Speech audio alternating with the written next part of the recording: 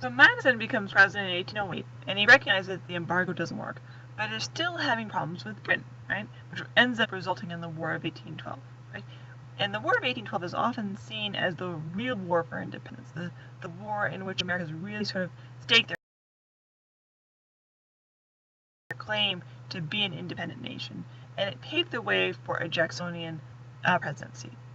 Now, Madison, when he becomes president, sees that a diplomatic solution didn't work, and so he realizes that he has to turn to a military perspective against the British. There's a couple of different ways he could go about it. He could have a privateer war, right, where he could say, basically, license pirates to go attack the British. This is pretty cheap. You could build a navy and have a naval war. Or you could have a land war against Canada. You could invade Canada. And an army takes a lot less time to build compared to a navy, and it's cheaper. So he decides to attack Canada. Now, Canada is a base for British supplies to Native Americans, and a lot of Native Americans are still attacking settlers. And the Americans believe that Canada is important to Britain. It's not. The British don't actually care. But they start portraying a lot of these cartoons and ads as, oh, these Canadians, they're paying for American scalps. These Canadians are supporting the Native Americans as they attack Americans, and therefore we should stop the Canadians from attacking us through the Native Americans. Now, the army is still a hard and expensive thing to do, so they use the militia, which is already put together. And the idea is that they won't have to march. They won't have to fight. They'll just march up to Canada, and that will be enough, right? That will be fine. It'll be easy enough. But the militia refuse to go into Canada. They're too badly prepared. They say absolutely not. Eventually, there are some invasions. There's one in 1812 and 1813, but they both fail. However, the war at sea is going very well. Right? Britain is trying to blockade America,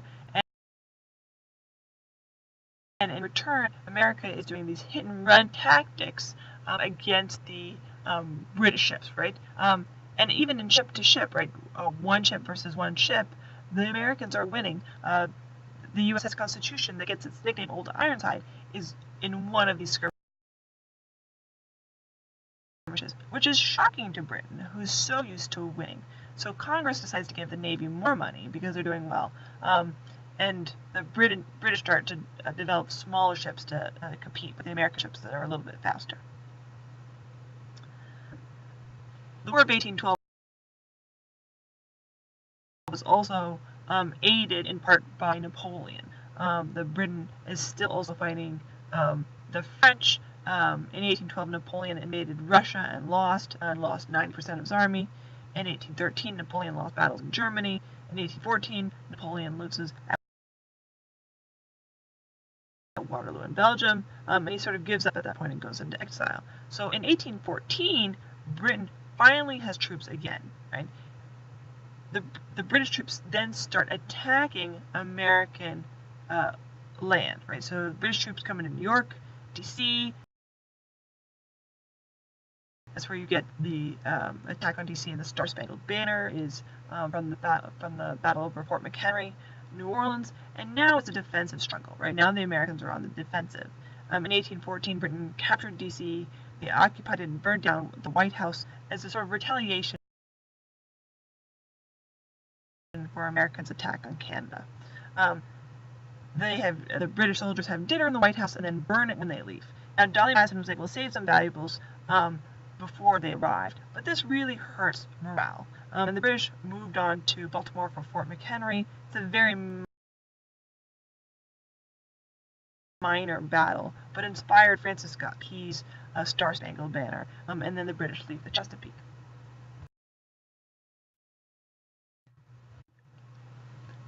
By late 1814, both the British and the Americans are kind of done with war. It costs a lot of money. It doesn't seem to be worth it anymore. Napoleon is defeated. They realize that there's nothing that they're really fighting over. And so they start to negotiate a peace in 1814. Now, in January 1815, there is one last battle. This is the Battle of New Orleans, which is a huge victory for the Americans. It's a very one-sided battle. Jackson built a blockade, that's Andrew Jackson, built a blockade just north of the Gulf of New Orleans and trenched in. The British attacked uphill to well-armed American soldiers, and it's a slaughter, right? 2,000 British casualties versus 20 American casualties, and the British retreat. The news of the Battle of New Orleans arrives at the same time as the news that a peace treaty has been signed. And the peace treaty had been signed about a month before the Battle of New Orleans took place. But because the news of both the battle and the peace treaty arrived at the same time, in the minds of many Americans, it seems as if the peace treaty happened because Americans had this last battle. So, even though it's not true, in the minds of many Americans, Andrew Jackson won the War of 1812. In reality, the War of 1812 was basically a peace treaty in which nothing was resolved. There was no winner, there was no loser. It was just a big waste of time and money. There's no discussion of impressments or ship seizures in the peace treaty. But what it does do is does sort of make it seem as if the War of 1812 was won by Andrew Jackson, which of course really upsets Canadians because they think they won the War of 1812.